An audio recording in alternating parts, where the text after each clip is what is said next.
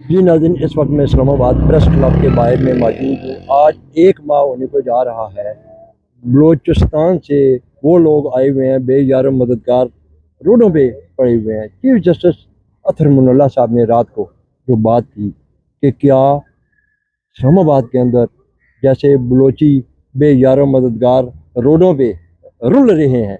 मेरे साथ बड़ी सीनियर लॉयर ईमान मजारी मेरे साथ हैं। मैं इनसे पूछता हूँ कि आप इस हवाले से क्या कहती हैं और चीफ साहब के बयान के हवाले से आप क्या कहती देखें, जो पहले चीफ जस्टिस अतर मुनल्ला थे इस्लामाबाद हाई कोर्ट के, उनकी तो जो लेगेसी है इस्लामाबाद हाई कोर्ट की, वही यही चीज़ दिखाती है जो कल उन्होंने बातें की कि उन्होंने हमेशा कानून पर अमल दरामद की बात की, आइनी हकूक़ के तहफ़्फ़ुज़ की बात की और उसे यकीनी भी बनाया अपने अदालती अहकामात के ज़रिए।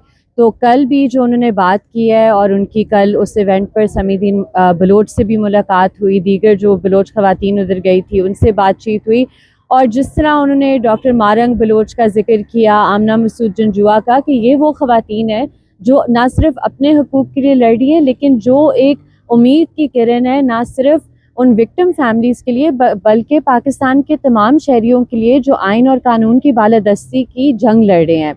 तो ये बहुत खुशाइन डेवलपमेंट है और उम्मीद है कि जो इनके ब्रदर जजेस हैं वो भी उठेंगे इस गहरी नींद से, या जो उनकी, जिस तरह समीदीन ने भी आज पोस्ट किया था कि कुछ जुडिशरी में कोलैबोरेटर्स हैं, उन कोलैबोरेटर्स को भी सोचना चाहिए कि वो इस मुल्क को क्या लेगेसी छोड़ के जा रहे हैं और उन्हें किन अल्फाज में याद रखा जाएगा, और उसे कंपेयर करें कि क्या लेगेसी और क्या अल्फाज में अतर मुनल्ला साहब को याद रखा जाएगा। हैं? मुझे बताइए कि क्या आज 1 मंथ के बाद चीफ जस्टिस साहब को याद आई, उन्होंने चलो याद ताज़ा कर दी, क्या उनकी नुमाइंदे से भी आज तक किसी को इल्म नहीं है कि ये लोग बेयार मददगार इन रोडों पे, इस्लामाबाद की रोडों पे जैसे पड़े हुए हैं? जी, 40 दिनों से हुकूमत ने उन्हें अच्छी तरह पता है, इसलिए उन्होंने हर मुमकिन कोशिश की है उन्हें इधर से उठाने की, इनकी मज़ीद रेशल प्रोफाइलिंग करने की, जहाँ-जहाँ ये रह रहे थे उधर पुलिस भिजवाने की, और मीडिया को एज़ अ टूल इस्तेमाल करने की। जहाँ कोई वज़ीर जाके कहता है कि जी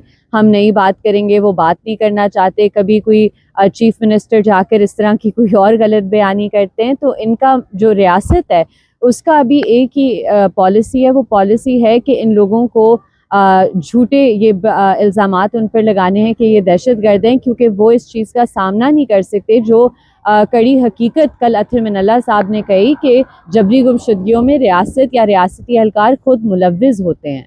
तो क्या उन्होंने ये जो लफ्ज़ कहा है कि जजेस को आज़ाद आज़ाद नहीं वजह तो इसमें देखिए, उन्होंने ये बात की थी कि जजेस और अदलिया को आज़ाद होना चाहिए, और उन्होंने ख़ुसूसन इस्लामाबाद हाई कोर्ट के टेन्योर की बात की थी जब वो चीफ जस्टिस थे, और उन्होंने ये बात वाज़ेह की कि इस्लामाबाद हाई कोर्ट में जो क्राइटेरिया अपॉइंटमेंट्स का था उसमें जो बहुत इंपॉर्टेंट फैक्टर्स थे वो ये थे कि वो जजेस इंडिपेंडेंट हो और वो जजेस बेखौफ हों, वो जजेस निडर हों।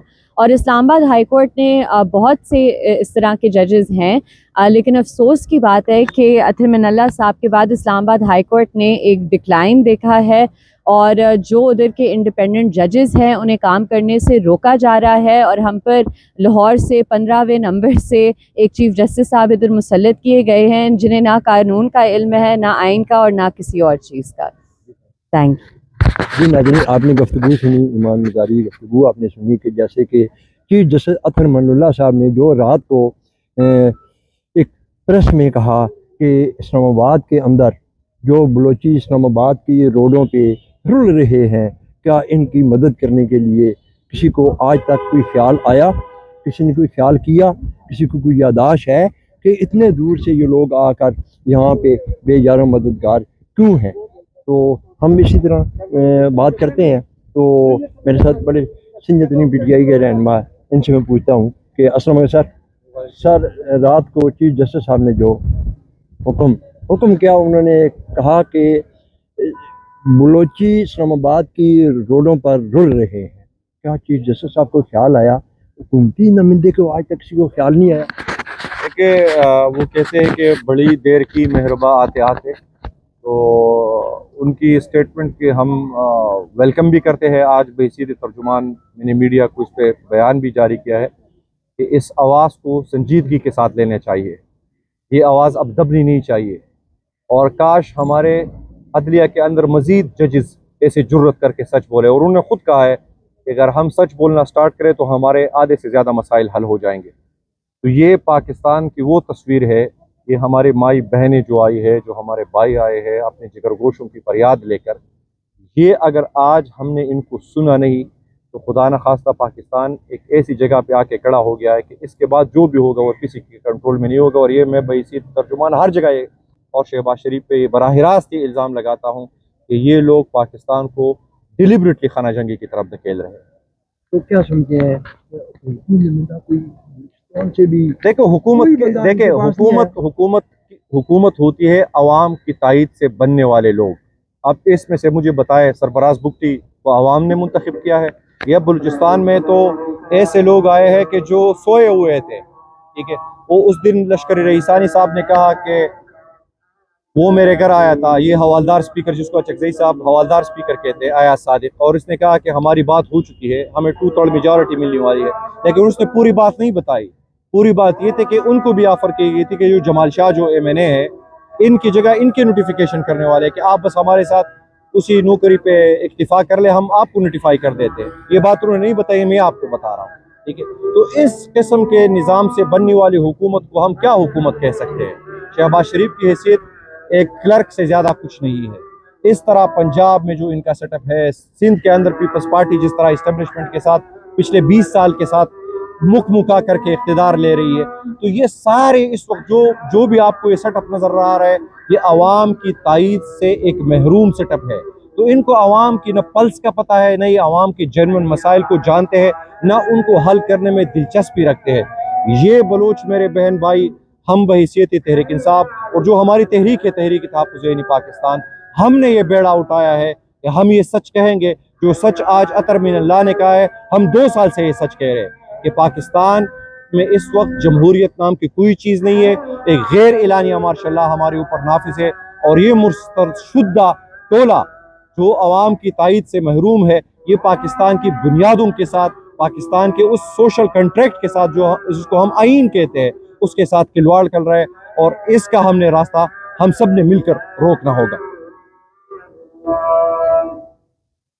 और आप क्या समझते हैं कुछ हवा का रुख चेंज होने जा रहे हैं?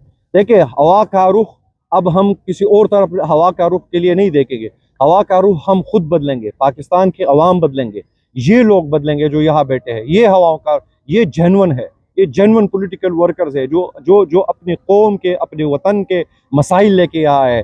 तो मैं समझता हूँ कि हाँ, ये भी मैं आपको बताऊँ कि उस दिन जब हमारे खैबर पख्तूनख्वा के PTI के सूबाई सदर जुनैद अकबर ने फ्लोर ऑफ द हाउस इनका मसला उठाया, तो स्पीकर साहब ने तारिक फजल चौधरी को मुखातिब करके हुए कहा कि आप अपने साथ एक 5 बंदों की टीम बना ले और जाए इनके साथ बैठे।